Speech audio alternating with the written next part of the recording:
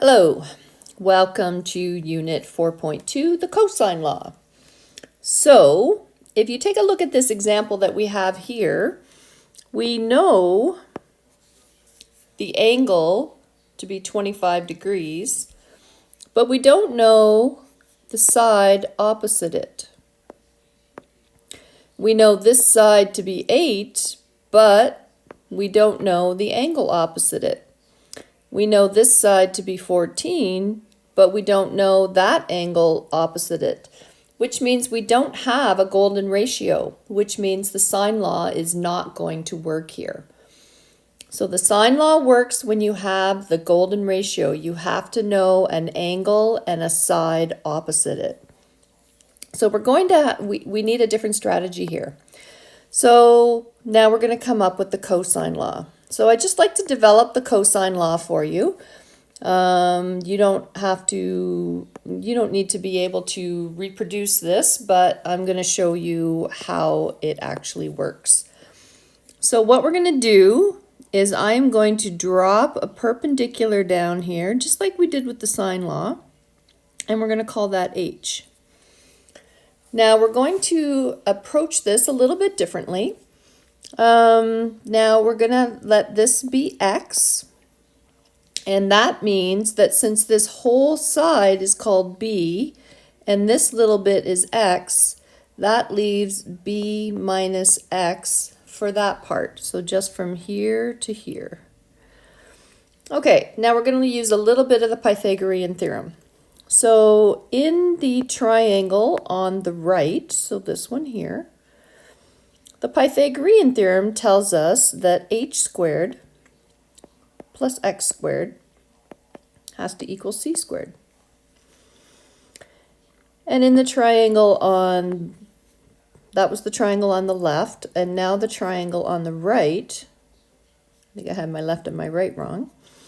Okay, so in this triangle, we know that h squared plus b minus x squared has to equal a squared. All right, now both of these equations have an h in them and both of them have an x in them. So both have an h squared in them. So what I'm going to do is I'm going to isolate h squared, and we're going to kind of use the solving systems of equations method to figure this out. So with the equation on the left, we know that h squared equals c squared minus x squared. So bring the x squared over and it becomes a negative. And in the equation on the right, we know that h squared would equal a squared minus, we're going to take this whole bracket and move it over there. So it now becomes a minus because it was a plus first. So minus b minus x squared. So again, if h equals this, and h also equals that, then this has to equal that. So I'm going to rewrite this as I'm going to take this side first. And take this side first. So a squared minus b minus x squared has to equal c squared minus x squared. Okay, now we need to do a little bit of side algebra here. B minus x squared, what does that equal? We haven't done algebra yet with squaring binomials, but we're going to be doing that soon. So I'm going to show you how that works over to the side. And if you don't get it, that's okay. So b minus x squared. Well, to square something means that you multiply it by itself. So that's b minus x times b minus x. And then when you have two terms multiplied by another two terms, the way that we do that is every term in the first bracket has to be multiplied by every term in the second bracket. We call this foiling out, and there's a reason for that, but I just want to show you. So the b has to be multiplied by the b and by the x. So b times b is b squared, and b times minus x is minus bx. And then the minus x needs to be multiplied by the b, so that's another minus bx. And then the minus x needs to be multiplied by the minus x, so that's a plus x squared. So then this simplifies to b squared minus, I got a minus 1bx and minus another bx, so that's minus 2bx's, and then plus x squared. So then what we have when we bring this back over here is a squared minus b squared minus 2bx plus x squared equals c squared minus x squared. All right, so now I need to expand this bracket out to do some simplifying. So that'll be a squared minus b squared, and then minus times a minus 2 is a plus 2bx, and then a minus minus a plus, or multiplied by a plus x, is a minus x squared equals c squared minus x squared. Now I'm going to isolate the a squared, so I want to get the a squared by itself on the left hand side, and I'm going to move everything else over to the right hand side, and I'm just going to put it in a certain order. So I'm going to put the b squared first. So when the b squared goes over to this side, it becomes a plus b squared. And then I've got, so that one's done. And then I've got the c squared, so that's a plus c squared. It didn't move, it didn't change sides, so it stays positive.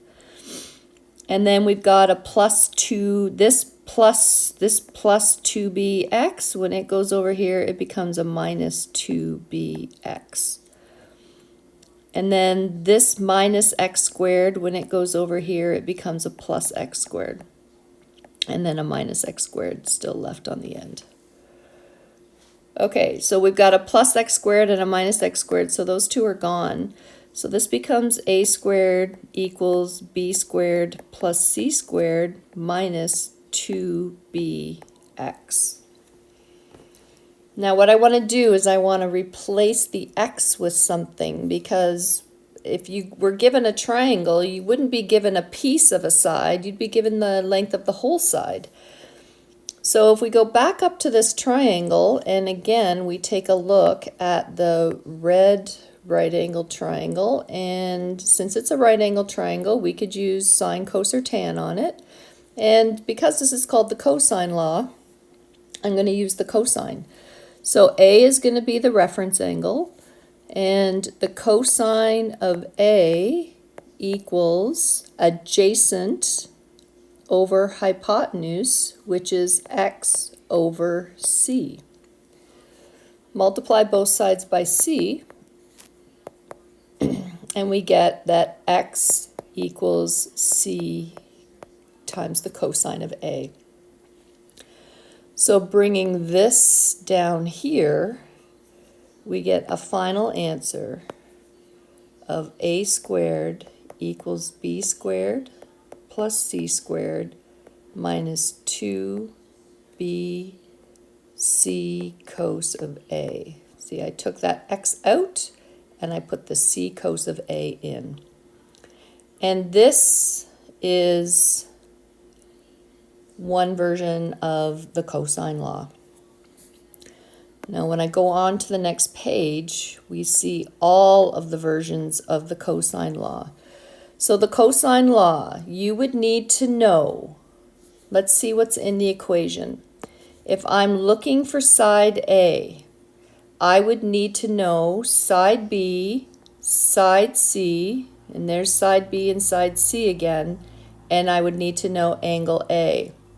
So if side A is what I'm looking for, I would need to know side B, side C, and angle A. So I would need to know two sides and then the angle between them. We call that side, angle, side. Two sides and the angle between them. And that happens again, so let me just erase this. If I was looking for side B, so I'm looking for side B, that's the side I want to know. I would need to know side A. I would need to know side C. There's side A again and side C again, and I would also need to know angle B. A side, and then the angle between the two. And the same thing would work for the last version of the equation. And if you take a look at these equations, when side A is what you're looking for, you must know angle A. If side B is what you're looking for, you must know angle B. And if side C is what you're looking for, you must know angle C. And again, it doesn't matter what the names are of any of the individual vertices or any of the individual angles or sides. It works the same every time. So let's say I've got a triangle, and then this is called P, and this is Q, and this is R. Let's say I need to find side Q. That's the one I don't know. This would be side R, and this would be side P. So Q squared would equal R squared plus P squared, so the other two sides, minus 2 times R times P times the cosine of Q. These two have to be on opposite ends of the equation. So, that being said, what if I was trying to find side R? What would that equation look like? Stop the video and try and figure it out. Okay, so the pattern looks like it would be Q squared plus P squared, so it's the other two sides, minus 2 times Q times P, and then cosine of the angle that's opposite side R, which is angle R. It doesn't matter what they're called, it's what goes into the equation that's important. I'm going to stop that video here.